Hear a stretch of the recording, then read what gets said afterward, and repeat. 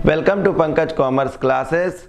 आज के इस सेशन में झारखंड कर्मचारी चयन आयोग का पीजीटी के प्रैक्टिस सेट 2 में आपका एक बार फिर से स्वागत है। आज के सेशन में हमने इंक्लूड किया है कंपनी अकाउंट्स के अमलगमेशन एंड रिकंस्ट्रक्शन के क्वेश्चन। तो आइए स्टार्ट करते हैं आज का सेशन। फर्स्ट क्वेश्चन है the meaning of absorption is, संविलयन का अर्थ है। अब देखिए संविलयन का अर्थ क्या है। ऑप्शंस हैं to absorb another company by an existing company, विद्यमान कंपनी द्वारा अन्य कंपनी को अपने में मिलाना। B to make new company by liquidation of two companies, दो कंपनियों को समापन करके नई कंपनी बनाना। C to reform economic situation by existing company, विद्यमान कंपनी द्वारा आर्थिक स्थिति सुधारना। D purchase another company by a company. देखिए संविलयन शब्द का मतलब क्या होता है। संविलयन में कोई भी एक पुरानी कंपनी को कोई दूसरी पुरानी कंपनी, जो एग्जिस्टिंग कंपनी जो चल रही होगी, वो क्या कर देती है, आपस में उसको मिला लेती है, अपने में उसको मिला लेती है। अगर ये ए लिमिटेड कंपनी है और ये पहले से चल रही है और कोई एक बड़ी कंपनी है जो कि बी लिमिटेड है, तो ये ए लिमिटेड कंपनी को बी लिमिटेड में इंक्लूड कर लिया जाएगा। तो ऑप्शन में देखिए ए ऑप्शन क्या था कि to absorb another company by existing company, और बी में है to make new company by liquidation of two companies. C में to reform economic situation, reform का मतलब होता है कि कंपनियों की आर्थिक स्थिति को सुदृढ़ किया जाएगा, सुधारा जाएगा। और to purchase another company by company, किसी एक कंपनी के द्वारा दूसरी कंपनी को खरीदा जाएगा। तो यहाँ पर क्या है कि ये एक विद्यमान कंपनी द्वारा अन्य कंपनी को अपने में मिला लिया जाना। Option A is the right answer. Next question है in amalgamation in the nature of merger, in amalgamation in the nature of purchase, in purchaser's book the assets and liabilities will be shown। क्रय के स्वभाव के एकीकरण में क्रेता company की पुस्तकों में संपत्तियों एवं दायित्वों को दर्ज किया जाएगा। ऑप्शन देखिए, कहते हैं परचेज मेथड में। देखिए दो तरह के मेथड होते हैं, कौन से, परचेज और पूलिंग ऑफ इंटरेस्ट मेथड, जिसको बोलते हैं मर्जर। तो कहते हैं परचेज मेथड में जब एकीकरण में क्रेता कंपनी की पुस्तकों में संपत्तियों एवं दायित्वों को किस में दर्ज किया जाएगा। अब क्रेता कंपनी की पुस्तक मतलब जो कंपनी परचेज करती है किसी दूसरी कंपनी की असेट्स और लायबिलिटीज को, तो किस पर दर्ज किया जाएगा। तो याद रखिए हमेशा मर्जर नेचर में, जब मर्जर नेचर होता है तो ऐसी कंडीशन में वहाँ पर जो भी बुक वैल्यू होती है उसी पर असेट्स और लायबिलिटीज एज्यूम करी जाती है। लेकिन जब परचेज मेथड होता है क्रय के स्वभाव की, तो उसमें हम बुक वैल्यू पे ना लेकर के एग्रीड वैल्यू को मानते हैं। तो देखिए अब ऑप्शन में क्या है, ए बुक वैल्यू और एग्रीड वैल्यू, पुस्तक वैल्यू अथवा स्वीकृत वैल्यू। बी मार्केट वैल्यू लिखा बाजार मूल्य। सी ऑन रिवैल्यूएटेड वैल्यू पुनर्मूल्यांकित मूल्य पर। D on written down value अवलिखित मूल्य। तो देखिए अगर बुक वैल्यू पर ही स्वीकार कर लिया गया तो वही एग्रीड वैल्यू मान लिया जाएगा, अदरवाइज क्या है एग्रीड वैल्यू पर लेते हैं। तो A will be the right answer. Next question होगा, नेक्स्ट क्वेश्चन देखिए third, in case of amalgamation in the nature of merger the purchase consideration will be equal to, विलय के स्वभाव के एकीकरण में क्रय प्रतिफल की राशि होगी। ऑप्शन देखिए, the capital of transfer company, हस्तांतरक कंपनी की पूंजी के बराबर। B net asset of transfer company, हस्तांतरक कंपनी की शुद्ध संपत्तियों के बराबर। सी टोटल असेट, कुल संपत्तियों के बराबर। डी रिजर्व, संचयों के बराबर। तो जैसे कि amalgamation in the nature of merger है, तो परचेज कंसिडरेशन कैसे निकाला जाता है। देखिए ऑप्शन में ए और बी दिया हुआ है net asset of transfer company.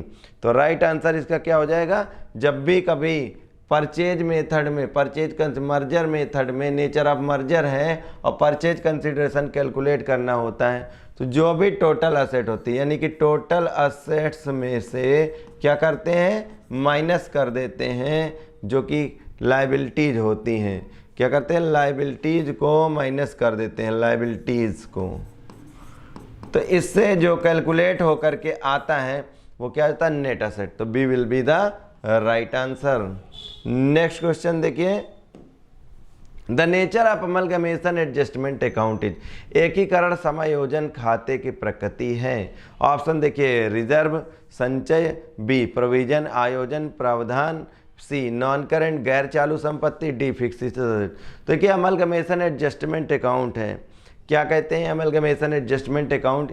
जब कोई कंपनी जिसका विलय हो रहा होता है, अमलगमेट हो रही होती है, उस कंपनी के ऐसे स्टैट्यूटरी रिजर्व्स जिनको नई कंपनी यानी कि जिसमें विलय होता है उस कंपनी को बरकरार रखना होता है उतने टाइम पीरियड के लिए, तो उनके लिए ये एक तरह से लॉसेज की तरह से हो जाता है और ये फिक्स्ड एसेट की तरह से उन्हें रखते हैं। तो यहाँ पर राइट ऑप्शन क्या हो जाएगा? D will be the right option. Next question, D will be the right option. तो आइए हम इसको टिक कर लेते हैं। नेक्स्ट क्वेश्चन देखिए, purchase consideration of amalgamated company is made from, एकीकृत कंपनी का प्रतिफल दिया जाता है, यानी कि परचेज कंसिडरेशन कैसे देते हैं? ए कैपिटल एम्प्लॉयड विनियोजित पूंजी से, बी करंट असेट चालू संपत्ति से, सी चेक से, डी नन ऑफ दीज। तो राइट आंसर इसका हो जाएगा D will be the right answer, none of these. Next question देखिए, purchase method is related to, क्रय पद्धति संबंधित है। ए अमलगमेशन एकीकरण से, बी अब्जॉर्प्शन संविलयन से, सी इंटरनल रिकंस्ट्रक्शन पुनर्निर्माण से, D all of the above. तो देखिए परचेज मेथड का संबंध किससे होगा? अमलगमेशन से। तो A will be the right option. Next question is absorption takes place when, संविलयन तब होता है जब, ऑप्शन देखिए, A new company is form to take over the another existing company, दूसरी विद्यमान कंपनी को लेने के लिए एक नई कंपनी की रचना की जाती है, B an existing company takes over the another existing company, एक विद्यमान कंपनी दूसरी विद्यमान कंपनी को लेती है, C two or more companies are liquidated to form a new company, एक नई कंपनी की रचना के लिए दो या अधिक कंपनियों का समापन किया जाता है, D none of the above, उपर्युक्त तीनों में से कोई नहीं। देखिए एब्जॉर्प्शन किस वजह से किया था? जब दो कंपनियों में आपस में क्या है कि कंपटीशन चल रहा हो या कोई ऐसी सिचुएशन हो, तो जब एक विद्यमान कंपनी किसी दूसरी विद्यमान कंपनी को एक्वायर कर लेती है, परचेज कर लेती है, अपने में सोख लेती है, तो उसको हम एब्जॉर्प्शन कहते हैं। यहाँ पर B will be the right answer. Next question देखिए, What entry will be passed regarding the interest due on purchase consideration? Purchase consideration की क्रय प्रतिफल पर देय ब्याज के संबंध में क्या प्रविष्टि किया जाए? जनरल एंट्री क्या हो जाएगी?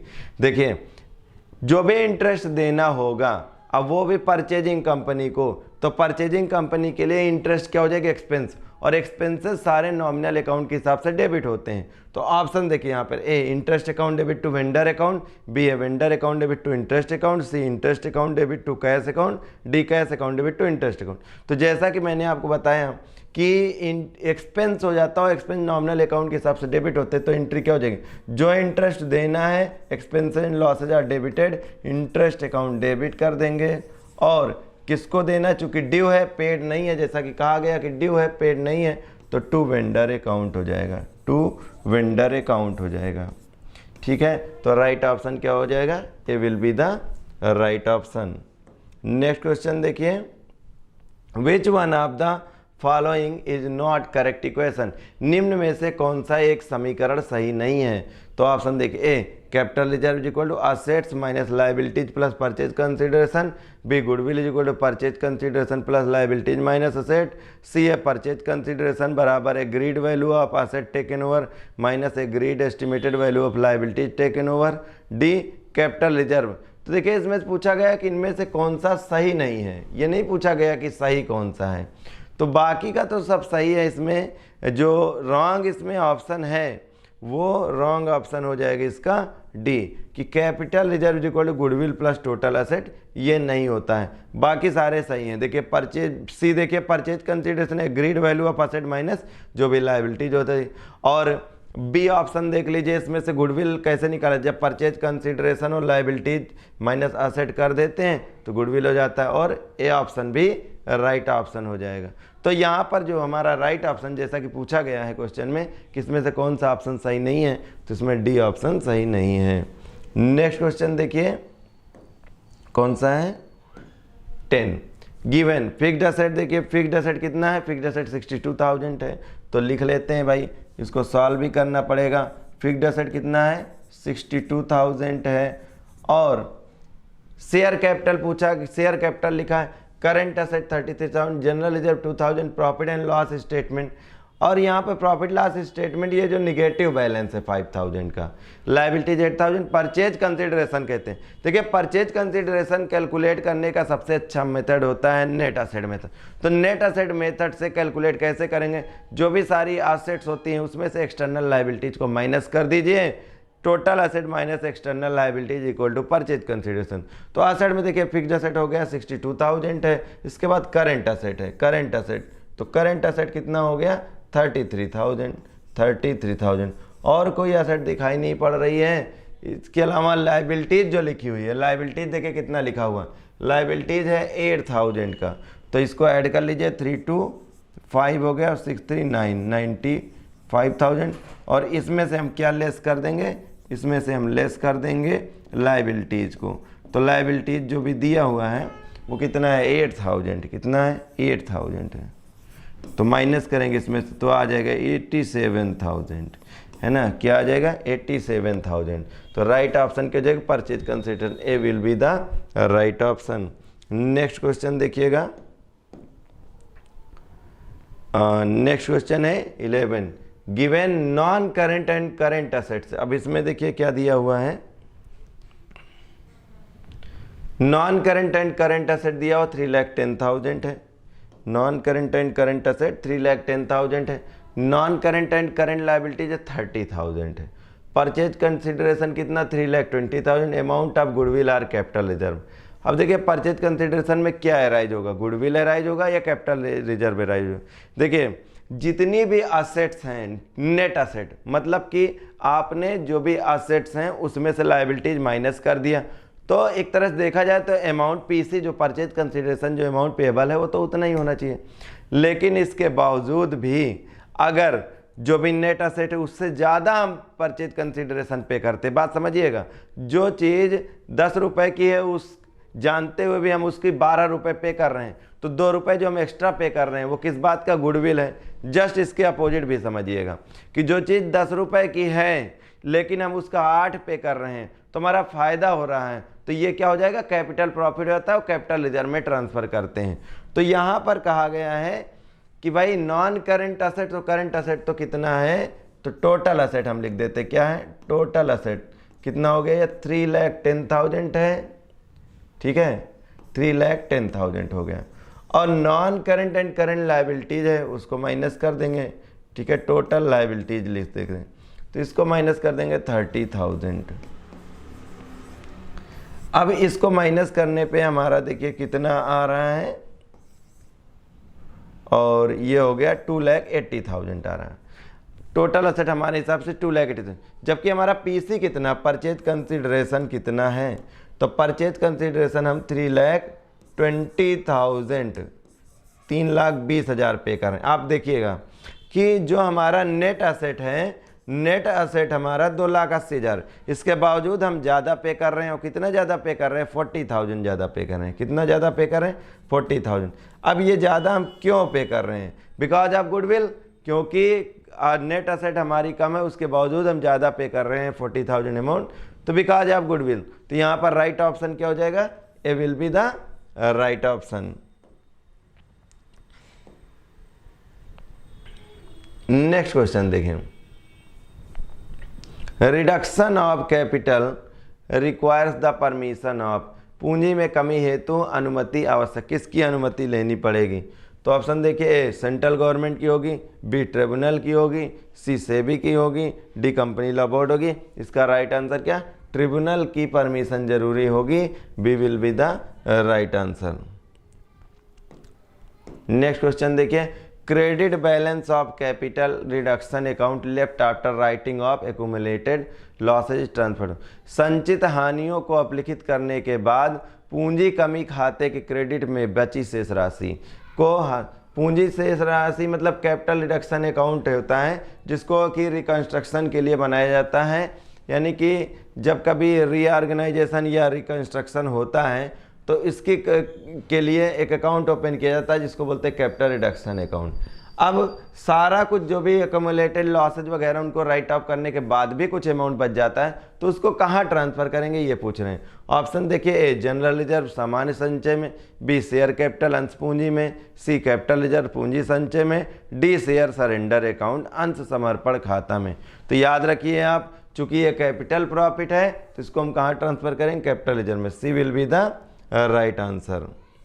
नेक्स्ट क्वेश्चन देखिए, the accumulated losses under scheme of internal reconstruction are written off against, आंतरिक पुनर्निर्माण योजना के में अपलिखित किया जाता है।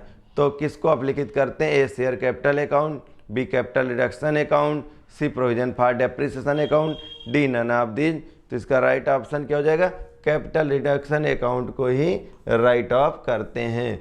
Accumulated losses under scheme of internal reconstruction are written off against किससे राइट ऑफ करे जाते हैं, कैपिटल रिडक्शन अकाउंट से, क्योंकि ये एक ऐसा अकाउंट बनाया जाता है जो कि रिकंस्ट्रक्शन के लिए बनाया जाता है और जो कुछ भी इसमें अमाउंट रहता है, क्रेडिट अमाउंट, किसी भी तरह के लॉसेज को राइट ऑफ उसी से किया जाता है। नेक्स्ट क्वेश्चन देखिए,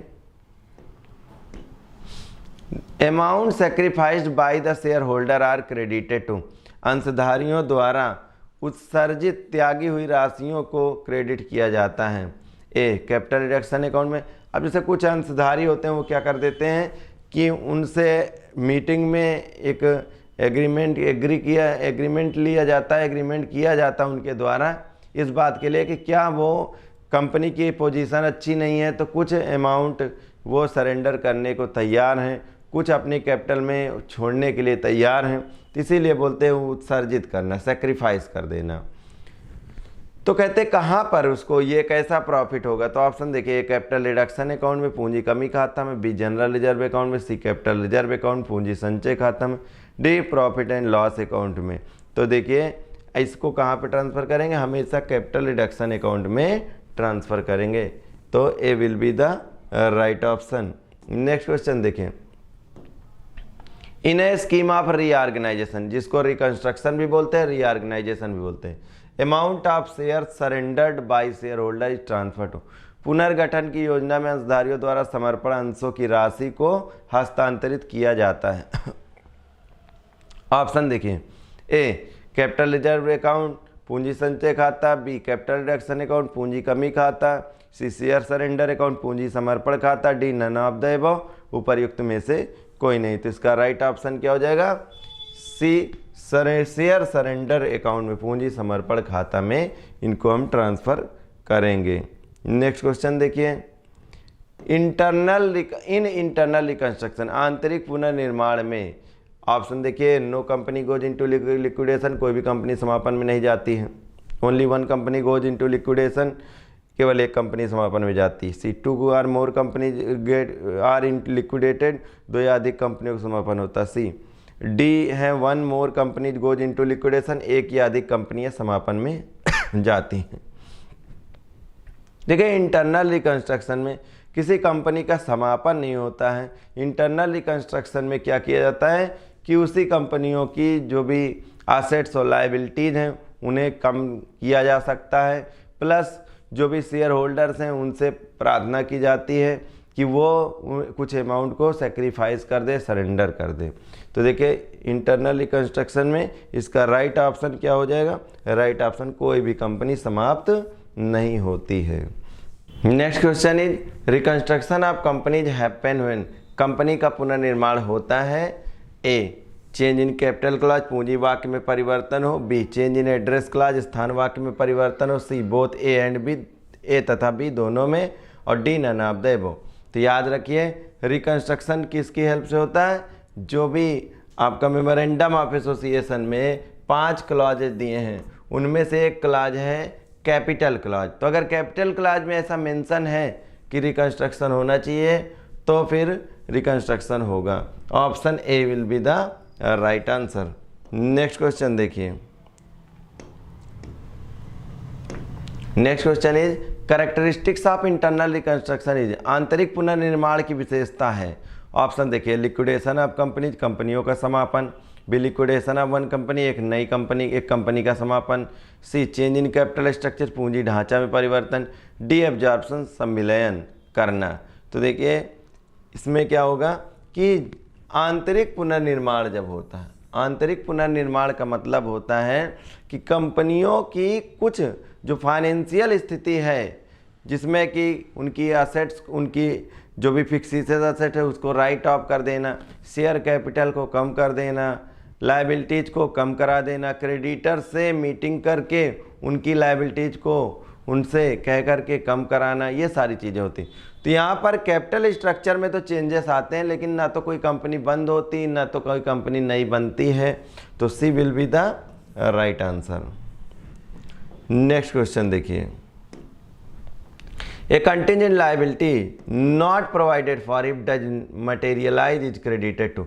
एक संभाव्य दायित्व, संभाव्य दायित्व क्या होता है, जिसका कोई कंफर्मेशन नहीं है लेकिन भविष्य में उस पर लायबिलिटी बन सकती है, जिसका प्रावधान नहीं किया गया है, यदि वो होती है तो क्रेडिट की जाती कहाँ पर, अगर कोई संभाव्य दायित्व है और जिसका कोई प्रावधान नहीं लेकिन फिर भी अगर जो है हो जाएगा, अगर लायबिलिटी अराइज होती है तो कहते हैं कहाँ क्रेडिट की जाएगी। तो ए, कैपिटल रिडक्शन अकाउंट, पूंजी कमी खातम। B, profit and loss account statement, तो लाभ हानि विवरण में। सी, नन ऑफ ए और बी, दोनों में से कोई नहीं। D, share premium account. तो याद रखिए ऐसी कंडीशन में इसको कहाँ पर ट्रांसफ़र करेंगे, क्रेडिट करेंगे, कैपिटल रिडक्शन अकाउंट में क्रेडिट करेंगे।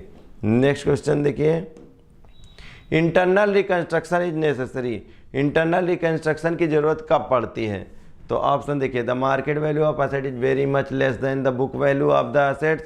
संपत्तियों का बाजार मूल्य से बहुत कम है, और मतलब बाजार मूल्य से बहुत कम है।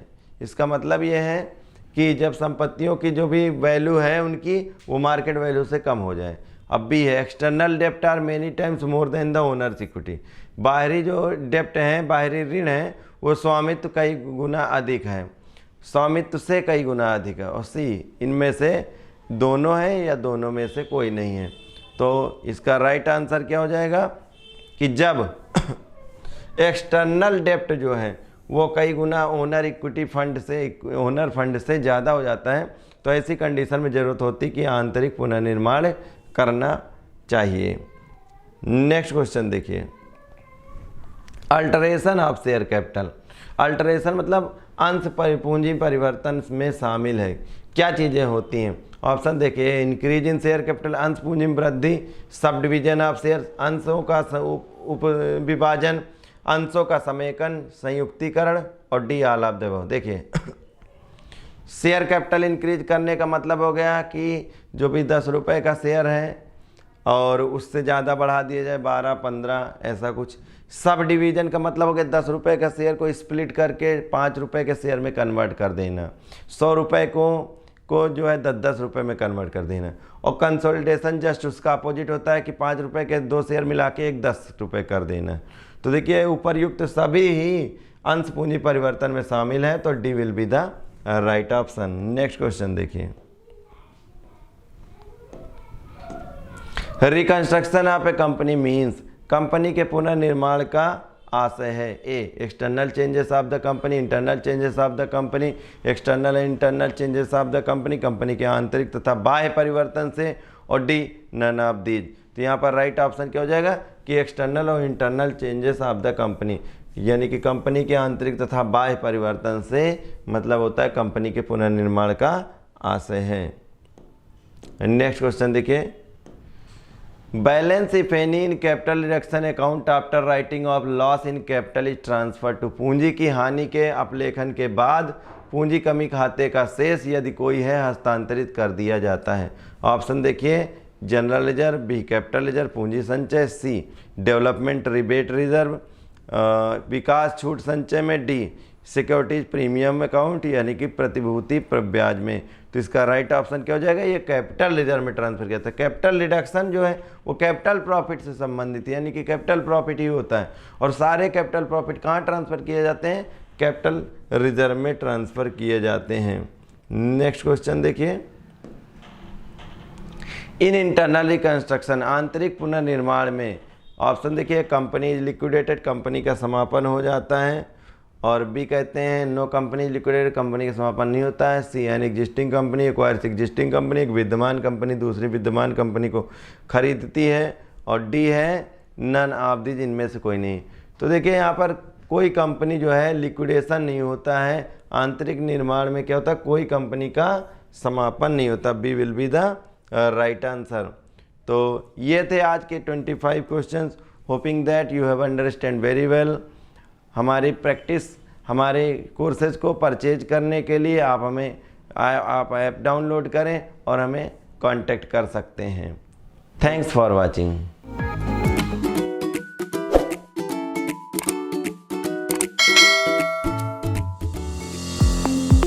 Now, students can enjoy online mode of digital learning with official app of Pankaj Commerce Classes available in Play Store.